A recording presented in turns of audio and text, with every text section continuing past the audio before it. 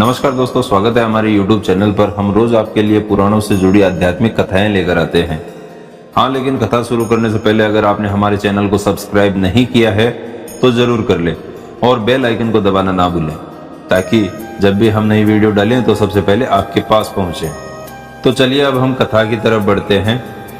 ऋषि विश्वामित्र ने आगे कहा, बहुत दिनों तक अपने पुत्रों की सूचना नहीं मिलने पर महाराज सगर ने अपने तेजस्वी पुत्र अंशुमान को अपने पुत्रों तथा घोड़े का पता लगाने के लिए आदेश दिया।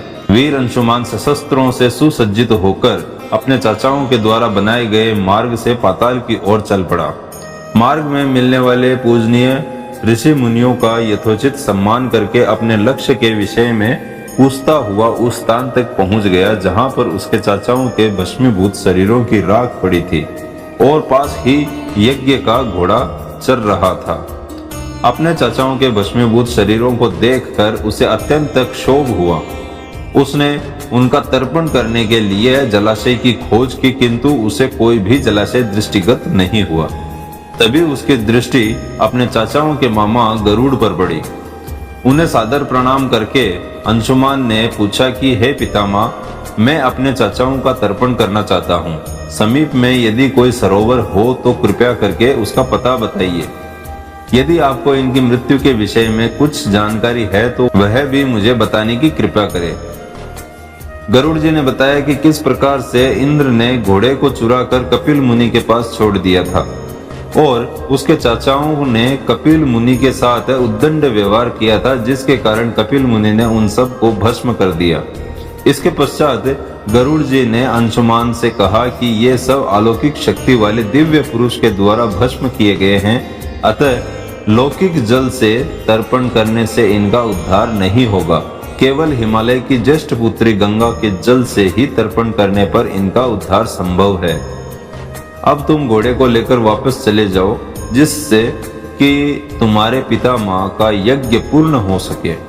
गरुड़ जी की आज्ञा अनुसार अंशुमान वापस अयोध्या पहुंचे और अपने पितामह को सारा वृत्तांत सुनाया। महाराज सगर ने दुखी मन से यज्ञ पूरा किया। वे अपने पुत्रों के उद्धार करने के लिए गंगा को पृथ्वी पर लाना चाहते थे, पर ऐसा करने के लिए उन्हें कोई भी युक्ति न सूझी।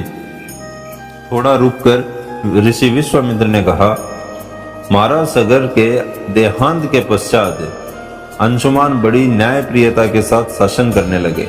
अंशुमान के परम प्रतापी पुत्र दिलीप हुए। दिलीप के वयस्क हो जाने पर अंशुमान ने दिलीप को राज्य का भार सौंपकर हिमालय के कंदराओं में जाकर गंगा को प्रसन्न करने के लिए तपस्या करने लगे, किंतु उन्हें सफलता नहीं प्राप्त हो पाई और वे स्वर्ग सिधार गए।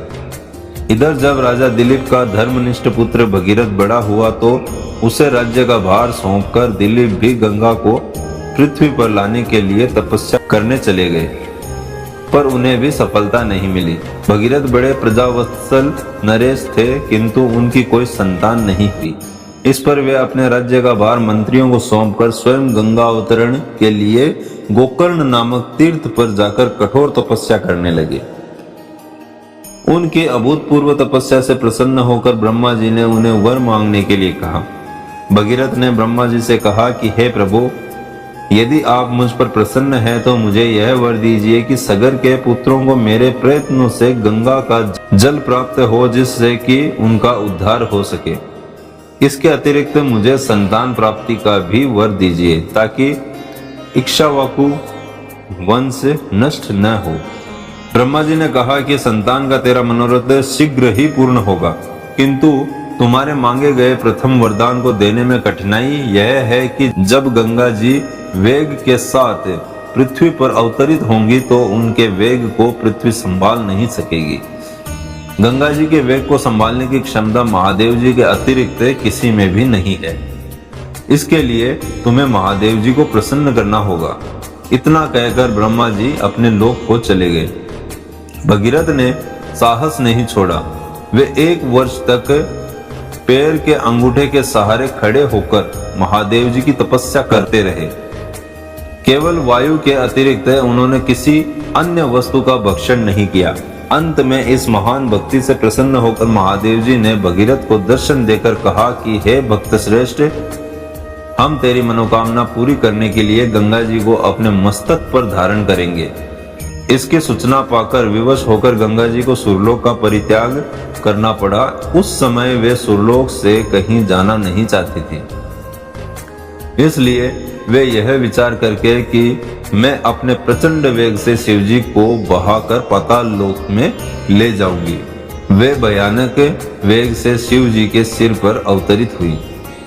गंगा का यह अहंकार महादेव जी से छुपा न रहा। महादेव जी ने गंगा की वेग गति धाराओं को अपनी जटाजुट में उलझा लिया। गंगा जी अपने समस्त प्रयत्नों के बाद भी महादेव जी की जटाओं से बाहर न निकल सकी। गंगा जी को इस प्रकार शिव जी की जटाओं में विलीन होते देख भगीरथ ने फिर शंकर जी की तपस्या की। भगीरथ के इस तपस्या से प्रसन्न होकर भगवान शंकर ने गंगा जी को हिमालय पर्वत पर स्थित बिंदुसर में छोड़ा। छूटते ही गंगा जी 7 धाराओं में बंट गई। गंगा जी की 3 धाराएं लाधिनी, पावनी और नलिनी पूर्व की ओर प्रवाहित हुई। सुचक्षु, सीता और सिंधु नाम की 3 धाराएं पश्चिम की ओर बही और 7वीं धारा महाराज भगीरथ के पीछे पीछे चली। जिधर जिधर भगीरथ जाते उधर उधर ही गंगा जी जाती थी। स्थान स्थान पर देव, यक्ष, किन्नर, ऋषि, मुनि आदि उनके स्वागत के लिए एकत्रित हो रहे थे। जो भी उस जल का स्पर्श करता था भव बांधवों से मुक्त हो जाता था। चलते चलते गंगा जी उस स्थान पर पहुंचे जहां ऋषि जनु यज्ञ कर रहे थे। गंगा जी अपने वेग से उनके यज्ञशाला को संपूर्ण सामग्री के साथ बहाकर ले जाने लगी। इससे ऋषि को बहुत क्रोध आया और उन्होंने क्रोधित होकर गंगा का सारा जल पी लिया। यह देखकर समस्त ऋषियों मुनियों को बड़ा विस्मय हुआ और वे गंगा जी को मुक्त करने के लिए उनकी स्तुति करने लगे। उनकी स्तुति से प्रसन्न होकर जनु ऋषि ने गंगा जी को अपने कानों से निकाल दिया और उन्हें अपनी पुत्री के रूप में स्वीकार कर लिया। तब से गंगा जानवी कहलाने लगी। इसके पश्चात वे भगीरथ के पीछे चलते चलते समुद्र तक पहुंच गई और वहां से सगर के पुत्रों का उद्धार करने के लिए रसातल में चली गई।